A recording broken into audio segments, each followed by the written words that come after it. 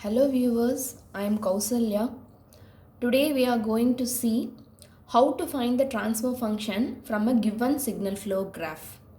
There are some few steps, let me explain one by one. So as I already said, a signal flow graph is nothing but it is another way, that is finally in signal flow graph also we will be finding the transfer function.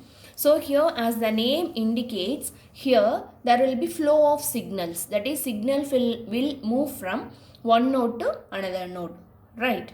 So our first step is find the number of forward paths and calculate its gain.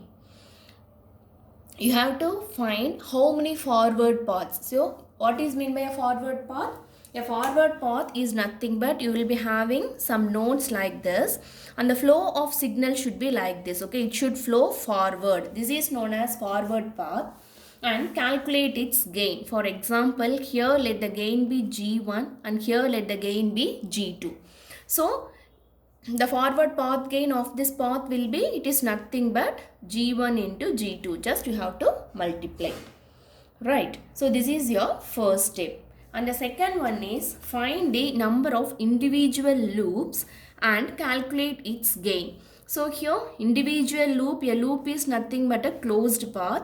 So here this is your loop, right? So you have to calculate its gain. So again in loop there will be flow of signals. So here let this be G1 and let this be H1. So the loop gain is nothing but just you have to multiply these two values. So when you multiply you will be having the loop gain as G1 into H1. So this is your step number 2. And the next one is find the pairs of two non-touching loops and find its gain products. So here as the name indicates, non-touching loops. So there are two loops and these two loops won't touch each other, right? So for example, here you are having G1 and H1 and here you are having G2, H2. So the gain product is nothing but, here the loop gain is nothing but G1 H1 and here the loop gain is G2 H2. So gain product is nothing but you have to multiply these two gains. So here the gain product will be equal to G1 G2 H1 H2, right? So this is your step number 3. And the next one is, suppose in the given problem, if there is a chance of having 3 non-touching loops, if you have a possibility of having 3 non-touching loops, so again how it will be? So this is your loop 1, this is your loop 2 and this is your loop 3. So again I am telling G1 H1, G2 H2 and here it is G3 H3. So again you have to find the gain for each loop and again you have to product it. So here the loop gain will be G1 H1 and here the loop gain will be G2 H2 and here this one will be G3 H3.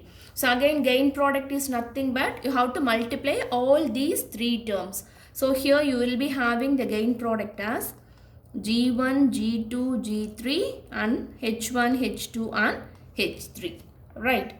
So this is your step number 4. And the fifth one is find del and del k. So here what is the formula for finding del? It is nothing but 1 minus sum of individual loop gain. So here this is your individual loop. So here there will be many individual loops in a problem, right? So you have to find the loop gain for each and every individual loop and you have to here sum it, you have to add it, that's all, plus sum of gain products of all possible combinations of 2 non-touching loops. So here I have taken only one pair of non-touching loops, right? There may be more than one pair. Suppose if you have more than one pair, you have to find the gain products and you have to add it, right? That's it, sum. So you have to add the gain products, that's it.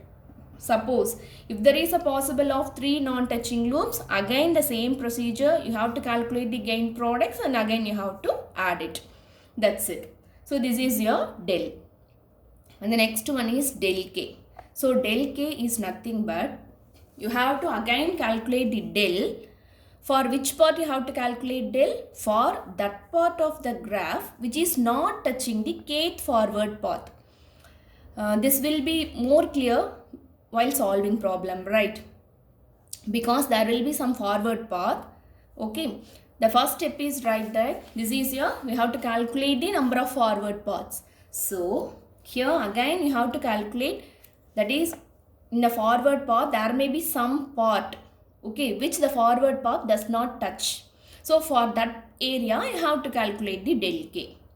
Just while explaining it seems to be a bit confusing, but it is very easier while solving the problem. Okay, so don't get too much worried about this term. I will explain while solving the problem. And the last step is substitute the above terms in the Mason's gain formula, because to find the transfer function of signal flow graph only Mason's gain formula is used, and the formula is transfer function is t. So t is equal to 1 by del into summation of pk into del k. So here k is the number of forward path. That is, for a given problem, a problem may have 3 forward paths or 2 forward paths or whatever may be. So depending upon the number of forward paths, that gives the value of k. For example, if you have value of k is equal to 3, then you have to calculate, that is, then the transfer function will get modified as 1 by del into P1 del 1 plus P2 del 2 plus P3 del 3. Depending upon the number of forward paths, you will be having the respective terms here. That's all. This is the procedure to obtain transfer function from the signal flow graph. Thank you.